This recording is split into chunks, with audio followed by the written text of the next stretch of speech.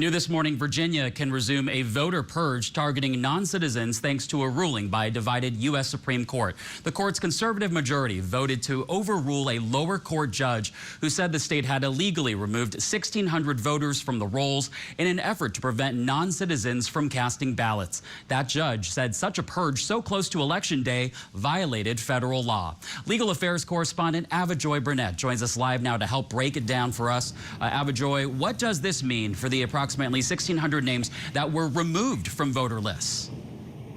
Hey there, Chris. Well, this now essentially means that Virginia can continue with that process of removing people who they believe could be non-citizens who have somehow registered to vote. The backstory here is just a few months ago, the state of Virginia started a process of trying to check DMV records to see which type of folks actually checked that they were non-citizens but were somehow still registered to vote. And then they started a really expedited process of removing these people from the voter rolls. Instead of checking these systems every month, they started to do daily checks on this. As a result of that, about 1,600 people were removed from the voter rolls in the state of Virginia. And this is something that alarmed some civil rights groups along with the Department of Justice. They stepped in not too long ago and sued the state of Virginia in an attempt to try to get them to stop this expedited move of removing people who they thought were non-citizens. One of the concerns for the DOJ and civil rights groups is that actual citizens were caught up in this process because people may have accidentally checked a box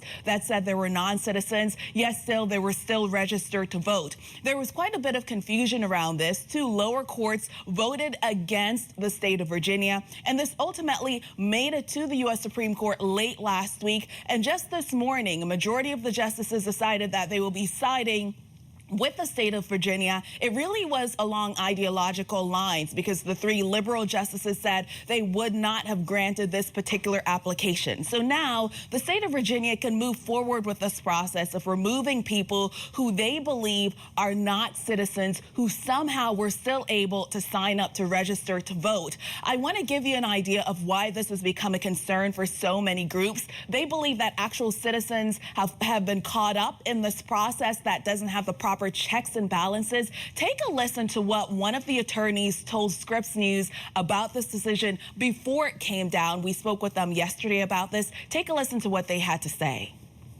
We were able to identify over a dozen voters that were eligible voters that had been removed from the rolls, either because they checked the wrong box at the DMV or because they were a naturalized citizen who obtained a driver's license prior to becoming a citizen, and the record on their records in their DMV record database still indicate that they were a non-citizen at the time that they received their license, but have since become a citizen.